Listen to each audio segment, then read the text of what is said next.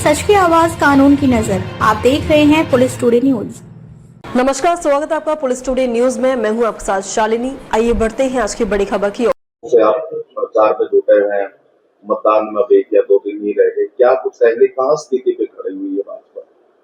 देखिए, भारतीय जनता पार्टी के जो उम्मीदवार हमारे नगर परिषद की है, भारी बहुमत से जीत रही है। इसमें किसी को कोई संशय नहीं होना चाहिए, क्योंकि जनता का प्यार इतना है। और मैं तो 32 के 32 वार्डों में गया हूँ, मैंने जनसभाएं की हैं, लोगों को देखा है और लोग आशीर्वाद देने के लिए तैयार है। और आने वाली 10 तारीख को आपको ये चीज़ महसूस भी हो जाएगा कि आज भारतीय जनता पार्टी कितनी तेजी से नगर परिषद के चुनाव की ओर अग्रसर है। अगर बात कर ले तो क्या अब मतदान में 1-2 दिन में क्या मतदाताओं से अपील करेंगे? मतदाताओं से यही अपील है कि अब तो देखिए भाई, ट्रिपल इंजन की सरकार हमने बनानी है। कोई भी कड़ी अगर कमजोर रहती है तो वो 5 साल यूं ही कहेगा कि मेरी सरकार नहीं है, मेरी सरकार नहीं है। तो मेरा तो जनता से यही अपील है कि भारतीय जनता पार्टी का कमल खिलाने का काम करें और भारतीय जनता पार्टी के 32 के 32 प्रत्याशियों को भी आशीर्वाद दें और हमारे नगर परिषद जो वनिता पीपल है उसको भी अपना आशीर्वाद कमल का बटन दबा के दें। कांग्रेस की बात कर ले, कांग्रेस से टूटकर भांडोरिया जो है चुनाव लड़ रही थी निर्दलीय। कप्तान साहब कहते थे इसकी लॉयल्टी नहीं है, इसकी विश्वसनीयता नहीं है, उसके बाद उठ के घर जाते हैं और वापस उनको पार्टी में ले आते हैं। तो उनसे सवाल करते तो कहता है किस तरह से ही होता है, क्या कहेंगे इस बारे में? हाँ, वो ठीक कह रहा है। इसी तरह से उनका तो कल्चर यही है। आपने कप्तान साहब के बयान कई बार सुने होंगे। सुबह के कुछ होते हैं, शाम को कुछ होते हैं। कभी सुबह दरवाजे बंद कर दिए, शाम को उनको लेके आ गए। तो कप्तान साहब का तो इतिहास है, कोई नई बात उनके लिए है नहीं। अपनी बातों से कब वो पलट जाए, कितनी जल्दी पलट जाए, बस ये तो मैं क्या कहूँ, ये तो रेवाड़ी की जनता जानती है।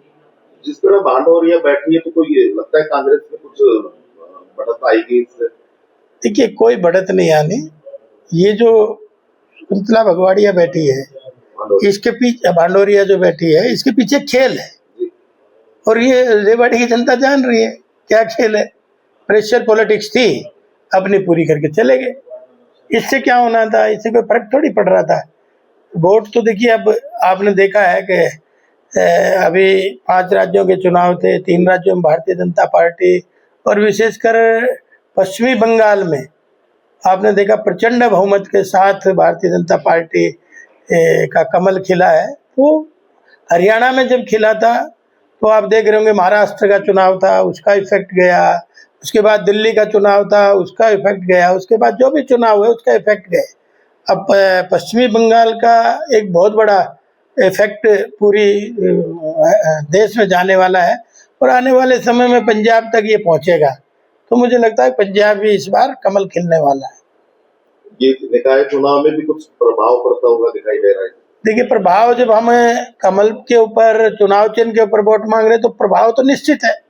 इसमें तो ये कहने की जरूरत ही नहीं, क्योंकि अगर हम कमल पे वोट नहीं मांगते जब तो प्रभाव लोगों का अपना अपना भी था।